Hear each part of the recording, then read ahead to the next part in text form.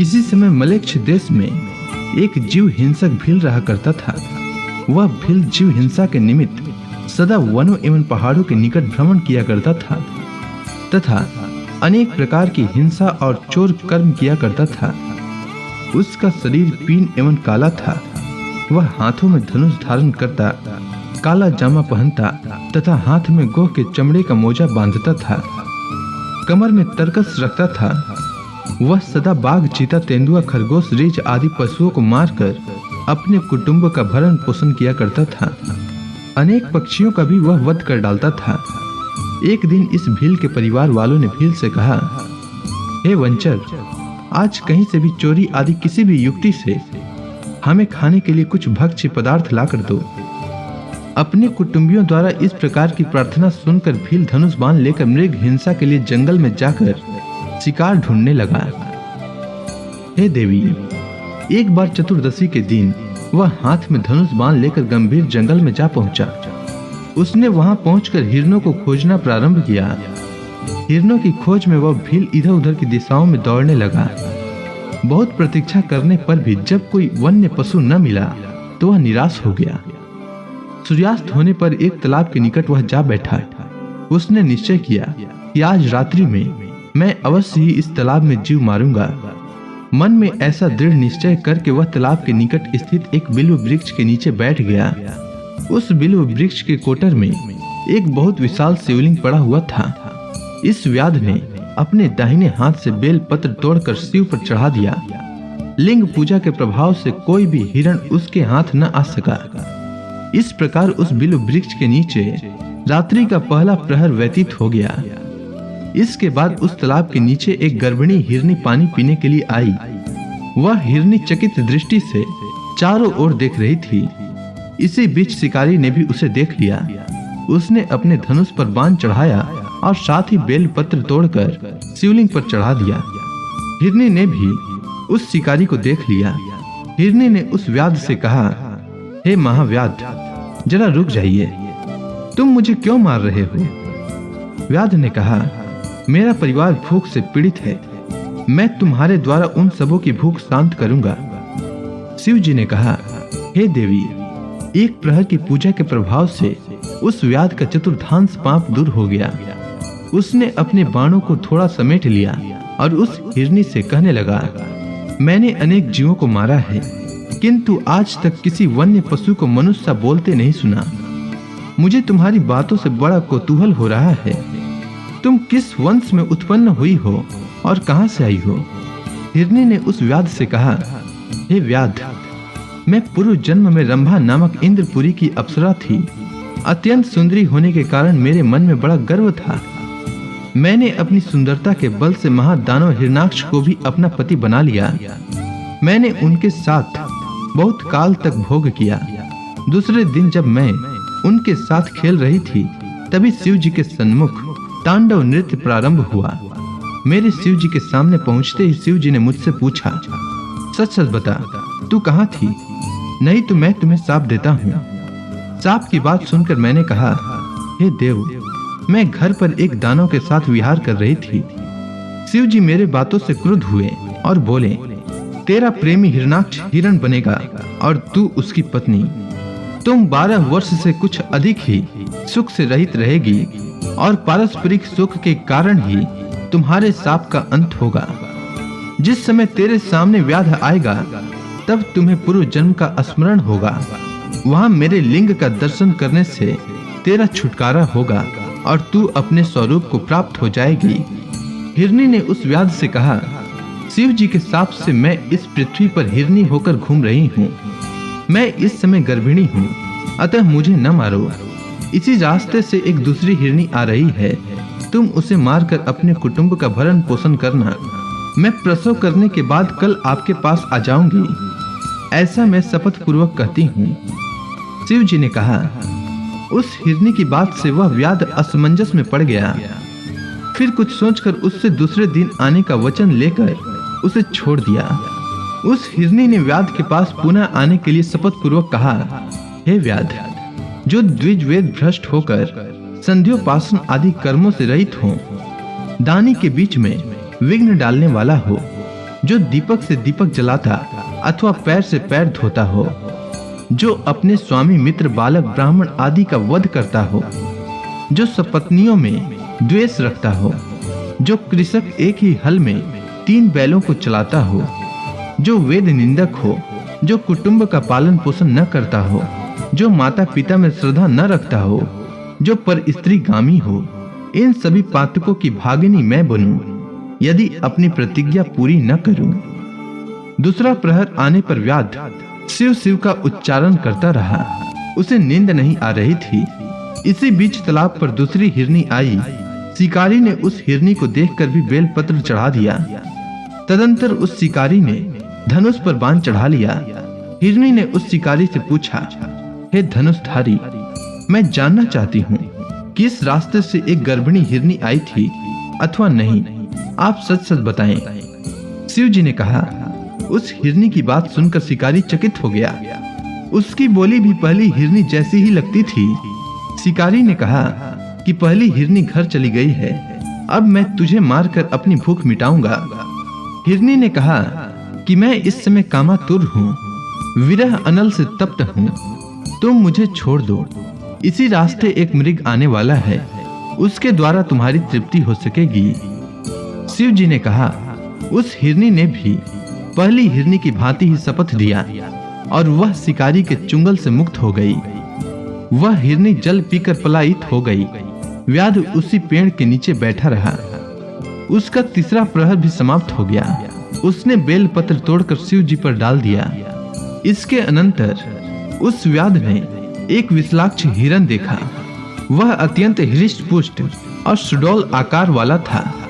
उसको मारने के लिए व्याध ने धनुष पर बाण चढ़ा लिया। उधर उस शिकारी को हिरण ने भी देख लिया। वह अपने मन में सोचने लगा, आज मेरी मृत्यु अवश्य ही होगी। मेरी दोनों हिरनियों को इस व्याध ने अवश्य ही मार डाला होगा। स्त्री के बिना जीवन व्यर्थ है, क्योंकि पत्नी के बिना धर्म अनुष्ठान नहीं हो सकता और न तो सांसारिक सुख भोग ही किया जा सकता है। अतः उसने व्याध से पूछा, हे नरश्रेष्ठ, मैं आपसे एक बात पूछना चाहता हूँ, कृपा आप उसका ठीक ठीक उत्तर दें। इसी मार्ग से पहले 2 हिरनियां आ चुकी हैं, तो क्या आपने उन दोनों को मार डाला या वे अपने घर चली गईं? हिरण की बात सुनकर व्याध ने अपने मन में सोचा, यह कोई सामान्य हिरण नहीं हो सकता। ऐसा सोचकर उसने विस्मित होकर हिरण से पूछा, वे दोनों हिरनियां अपने घर चली गई हैं, किंतु तुम्हारी दूसरी रजस्वला स्त्री ने तुम्हें मुझे देने का वचन दिया है, अतः मैं तुझे किसी प्रकार भी नहीं छोड़ सकता। शिव जी ने कहा। व्याध की बात से वह हिरण भयभीत होकर उससे पूछने लगा, तुमने दोनों हिरनियों को क्यों छोड़ दिया? शिव जी ने कहा, व्याध के सन्मुख हिरनियों द्वारा किए गए शपथ को उस हिरण से व्याध ने कह सुनाया। मृग प्रसन्न होकर बोल उठा, हे व्याध, मेरी हिरनियों ने तुमसे जो शपथ किए हैं उन्हें मैं भी दोहराता हूँ, अतः तुम मुझे यहाँ मत मारो।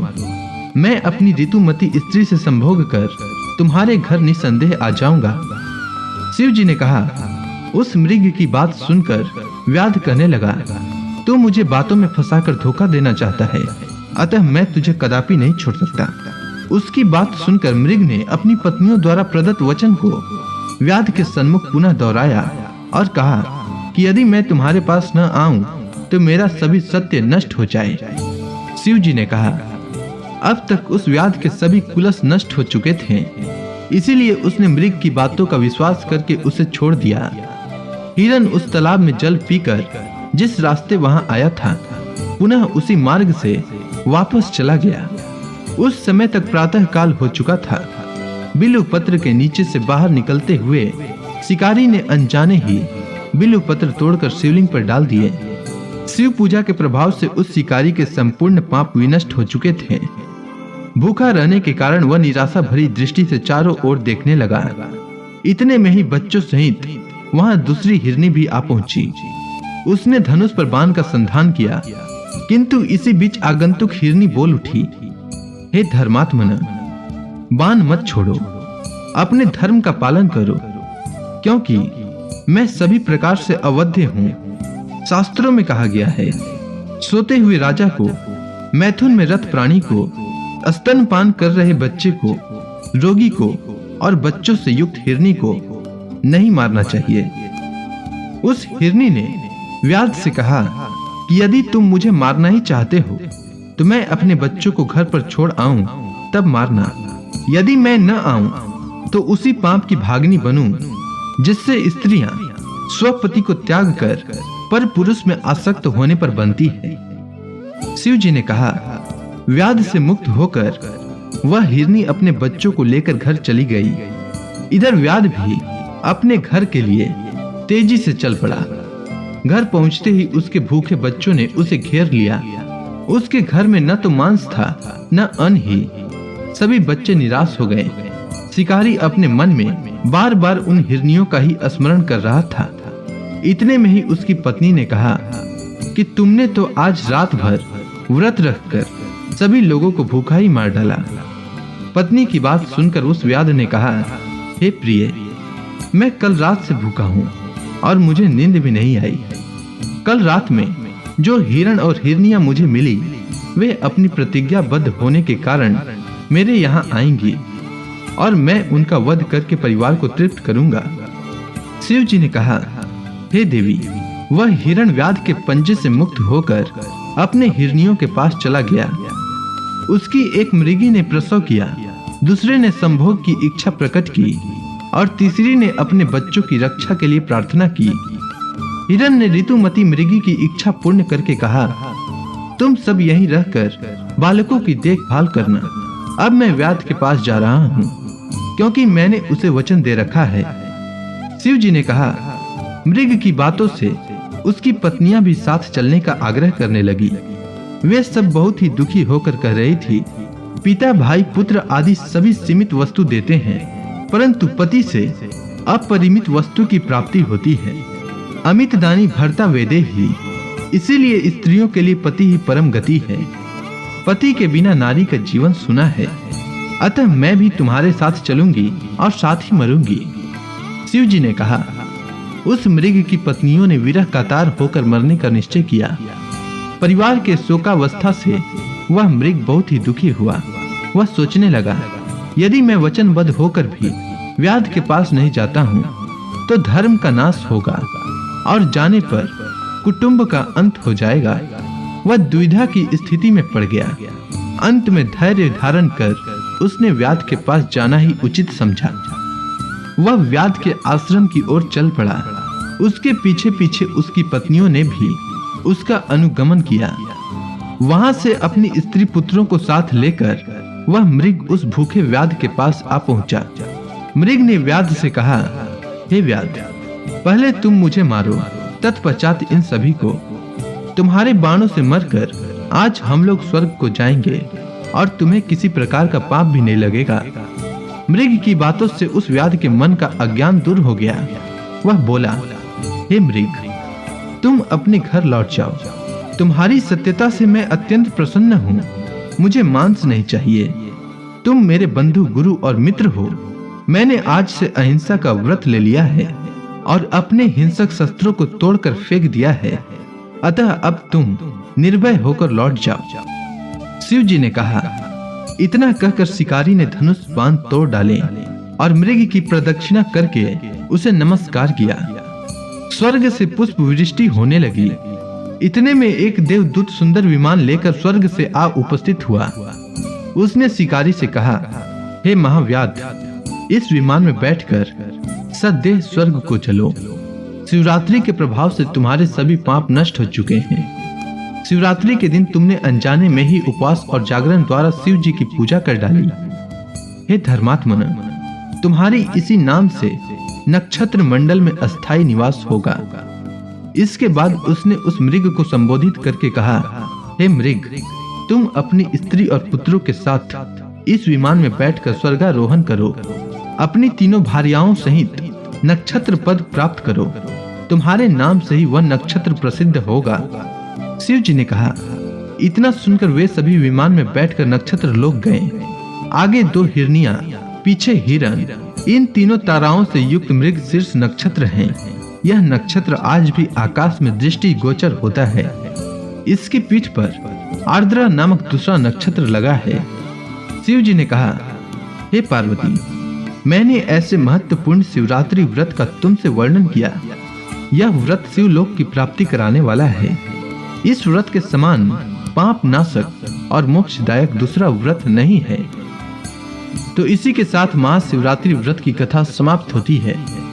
अगर आपको यह कथा अच्छी लगी हो तो कमेंट सेक्शन में ओम नमः शिवाय लिखना न भूलें। धन्यवाद।